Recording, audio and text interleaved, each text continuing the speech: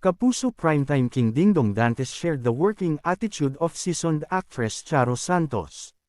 Dingdong has done a lot of projects with prominent names in the Philippine entertainment industry. The Kapuso star has showcased his acting caliber when doing different genres. Aside from his acting projects, Dingdong is also busy doing acting stints under his home network. In his latest movie project, he had the chance to share the same frame with Charo.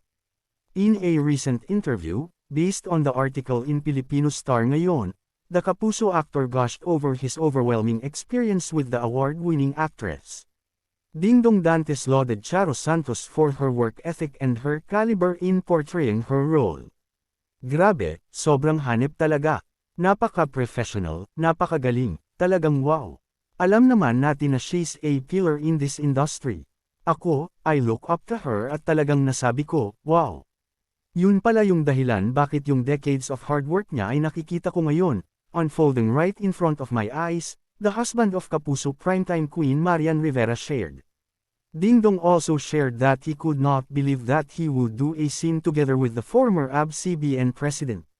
For him, this is a great honor.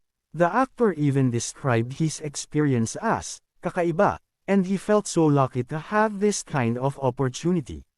He also shared that he learned a lot from Charo during their conversations. She really inspires me because of the stories na napagdaanan niya, lahat ng experiences at pinakamahalaga doon yung makita ko firsthand yung kanyang talent, yung makaka-eksena mo siya, the actor enthused. As of this writing, Dingdong Dantes could not divulge yet the details of his project with Charo Santos. However, he said that hopefully, they will be able to release the movie this year.